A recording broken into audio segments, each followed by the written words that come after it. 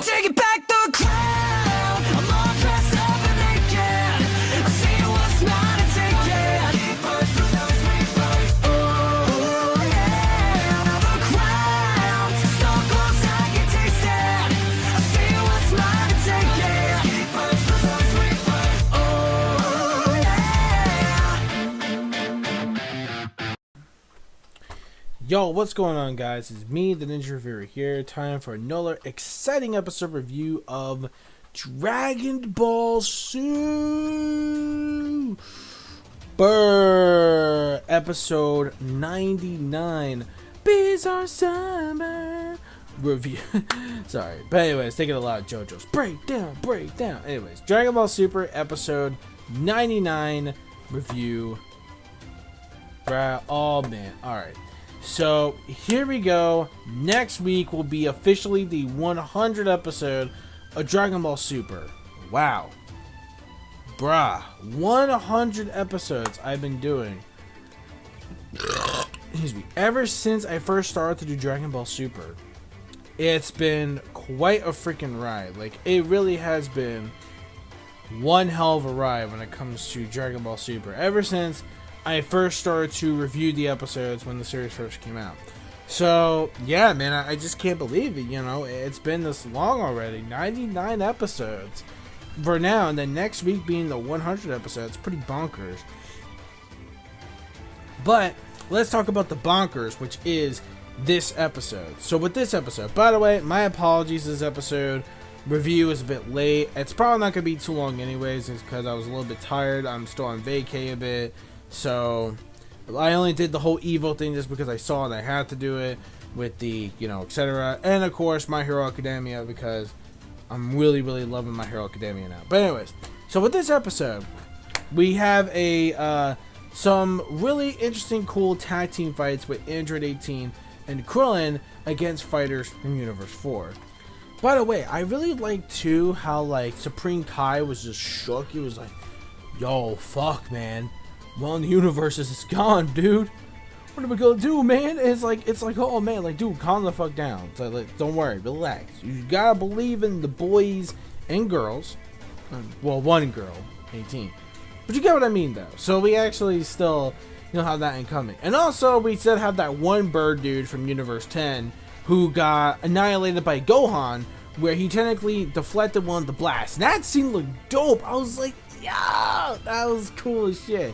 That was cool. I actually did like that scene a lot, where technically it's just like, just deflects it, and he's like, oh my god. And then Krillin uses 3 Destructo Discs to pretty much chip off his wing, and then finally, Roshi uses the Kamehameha Wave, and Bird dude's out. And then we have this other match when it comes to Vegeta versus against Bertamo and Megetta. And Megetta and Bertamo, not the biggest threat, but when it comes to Bertamo, Ciampa's like, well, all he has to do is be thrown out of the ring. That's not really a problem anymore, because his body now is more, you know, flexible, and you know, with his hands especially, he's able to take all that damage. And Vegeta's like, don't worry, I got this. So Vegeta ties his hands together, and he's not able to move. And when it's about to throw him out, we see Megetta, surprise motherfucker, just knocks out Vegeta. And then we see Megetta as like a little mecha force. Then it's like, oh wait a minute, that's right, it was the insults that worked. Vegeta's like, you know, you piece of stupid scrap metal. And then Megetta's like not facing the insult. And then Ciampa's like, oh, well, apparently Bertamo is covering his ears while on Megetta. So they're like an unstoppable force.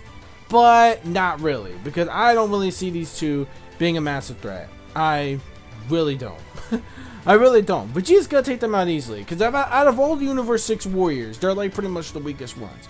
Of course, Hit is pretty boss. Kappa, I'm not so sure, depending on his training. I don't know if he has improved a bit about how strong he got, but of course we got Hit. We have the 2 female Super Saiyans, so, you know, there's that too. So we still have some pretty awesome fighters along the way, you know, we just gotta get to it. But Frost, oh yeah, and Frost too. But Frost is a dick, like, oh, especially what he did to Krillin. Dirty as fuck. But that again, it wasn't too dirty, because obviously Krillin got too cocky. He pulled the zebra. Don't listen to the words of Zebra. You need the advice of Zebra from Toriko, Krillin.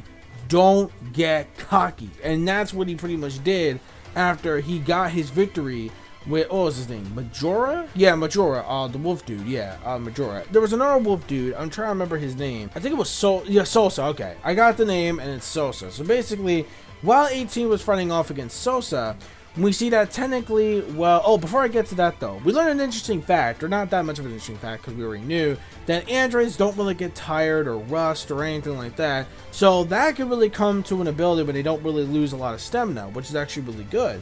So that's good. And I really did like how 17 complimented 18 about her being a little bit more nicer ever since, at the end of the Cell games, etc. After I guess she got a family. Because, we saw her reaction when, Universe 9 got completely erased. So 17 sensed it, of course, because obviously he is her brother. So it does make a lot of sense that 17 can actually feel these things among 18. So anyways, though, we have 18 versus what was his name again? So I really did like how Android 18 and Krillin did like a team combo thing. Like husband and wife working together was just brilliant. Especially when it comes to like when they did the combo where like all of a sudden we see 18 was about to be taken out of the arena. Then all of a sudden we see Krillin just swoop in and fucking save 18. And just always they use the power thing, and she said, and I was like, oh, it was almost such a sweet moment. Even the Elder Kai was like, it was almost a sweet moment until 18 kind of fucked it up, because she's like, look, you don't have to tell me all this, okay? You don't have to tell me that I kind of miscalculated a bit, and put me down, please. I don't want you holding me any longer. And it's like, oh, because she's so rough. It was kind of nice that Krillin actually, at least actually went out there for his wife. So that made sense. Granted, though, it was kind of not so romantic after 18 sort of ruined it. But anyways, so getting out of hand too. So pretty much while 18 was fighting him, she thought, oh my god, did I overdo it? Did I kill this wolf? And he's like, nope. So Salsa, or I think his name is Sorsa, I think his name is, or something like that. Pretty much, he pretended to play dead. Ever heard of the boy who cried wolf? So, yeah, obviously. So that's what happened. And then right after that scene, we see that after they take him out, we see another one named Majora, which is a fox-like creature who lost his eyesight but can also sense by smell. So while Krillin used like the solar flare times 100, he realized he didn't know that he was actually blind. He's a blind fox, and then all of a sudden he didn't know that he can't really see or anything. So Krillin's like, uh-oh. So they had to come out with some kind of team maneuver. And it was kind of funny that Krillin actually used one of his shoes.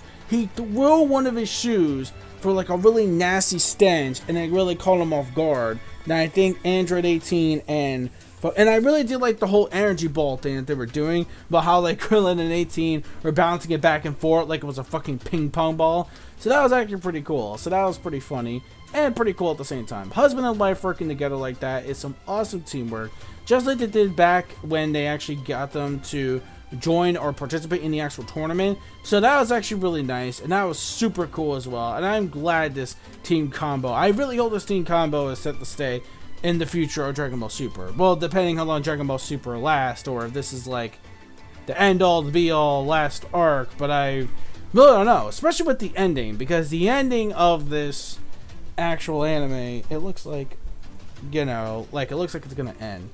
So that's the thing. Hold on. So after that little tag team removal, which was cool, we see that Krillin got a bit too cocky for his own little victory cheer, and Frost pretty much just bitch slapped him in the back.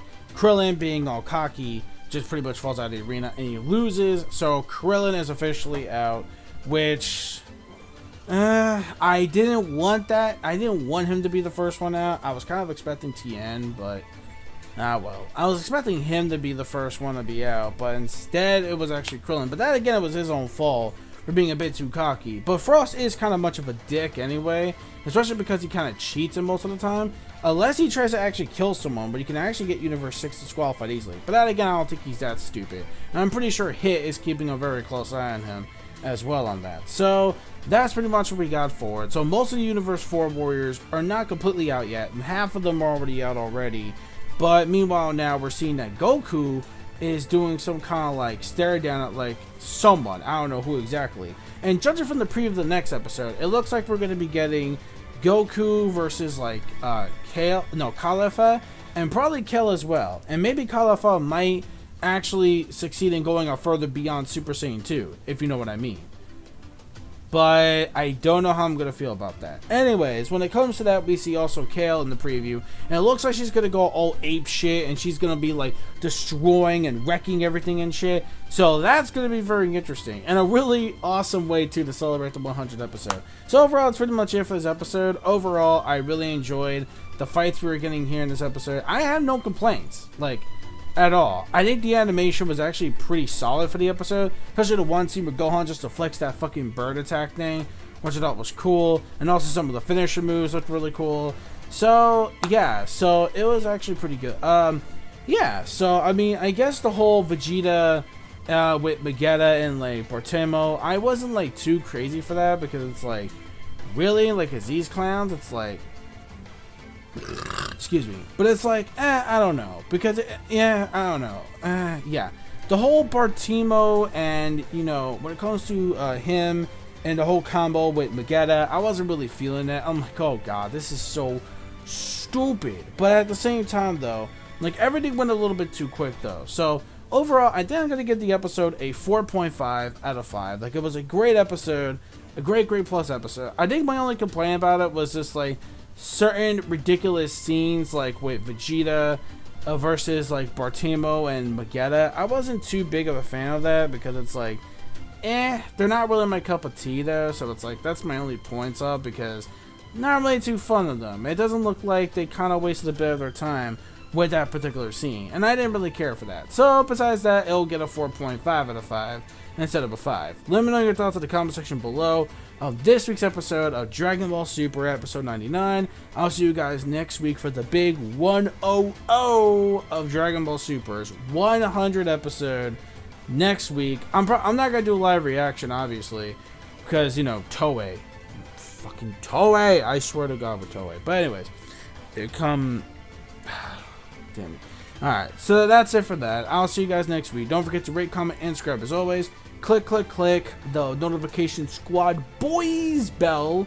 Don't forget to click on that as well. Also, don't forget to click that, and also don't forget to follow my online plugins, my social media, and my gamer tags.